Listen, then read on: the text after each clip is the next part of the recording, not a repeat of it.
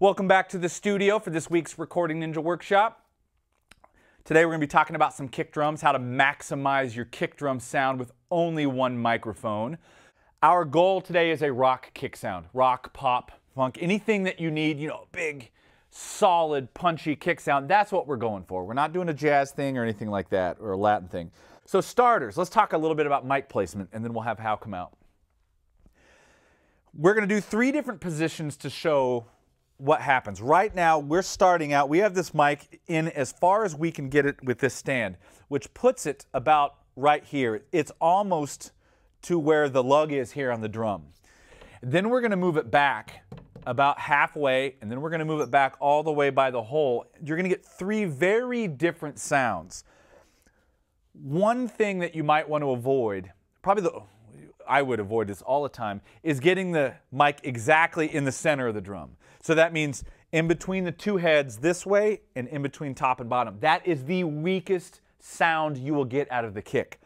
Halfway back on the drum but over on the side and slightly angled up is a great starting point because it usually gets a pretty good balance between click of the beater hitting the head and then the low end of the drum.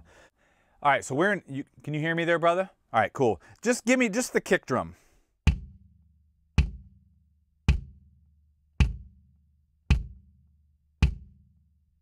So that is just our kick. That's all we've got going right now.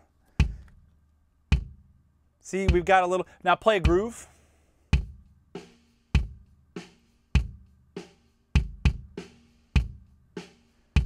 So there's some good, you got some good snap with that. We've actually got some low end too, which is pretty good there. And even though that microphone is placed way up in that drum, really close to the batter head, our snare bleed actually is not all that bad. All right, hey Ernesto, you want to go out and we'll go to, let's go to position 2. All right, give me that kick again.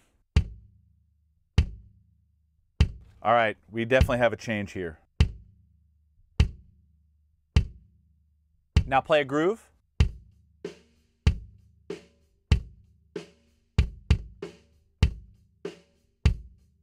Ernesto. Go to 1.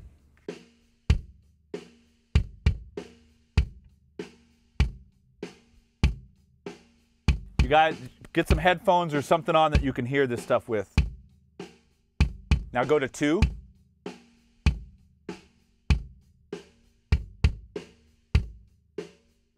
Yeah. All right, cool, Hal. Low end, right out of the gates, you hear as that mic comes back a little bit, we let that low waveform develop a little bit. We start to get more a rounder, more full bottom end. We still have some click. Like I said out there, I think that kind of on the side of the drum, about halfway back and angled towards the click is a great starting point because it's a pretty decent balance of click and low end. All right, now let's go back to position number 3. And just give me the kick.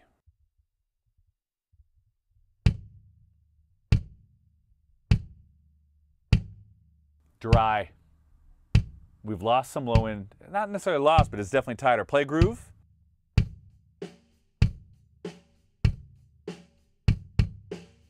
It's much tighter, much drier. We're focusing that sound coming out into that air hole.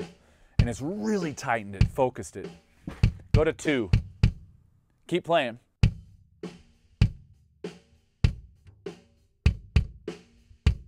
There's our bottom.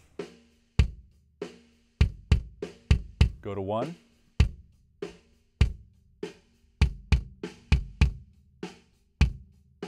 Uno, dos, tres, cuatro. Boom. That's actually a pretty good comparison. You notice you got the click in the front, you've got a good balance of click and low end in the middle, and as it gets back towards the hole, it actually gets a little smaller, much more focused, and a little bit drier sounding because we're pushing that air out of that hole right at that microphone. So there's a lot of air pressure at that point. Hey Ernesto, can we go back to position 1 and then each 4 bars of 1 and then move it back for 4 bars of 2 and then 3? Here we go. Her name was Veronica. She loved electronica.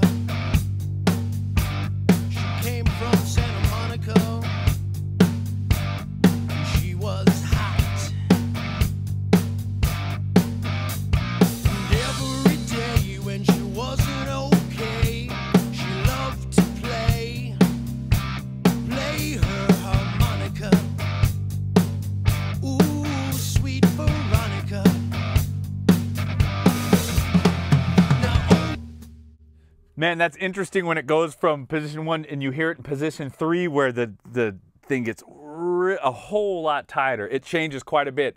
So that's the first thing, is mic placement, where you're trying to balance maybe click and low end when you're close to the batter head or towards the middle, or maybe you want to focus it a little bit and you get it back towards the hole a little bit. Now every mic will react a little bit different. Take all your mics that can handle a kick drum and do this with, because some mics may surprise you of the sound you'll get. Veronica, she loved 11.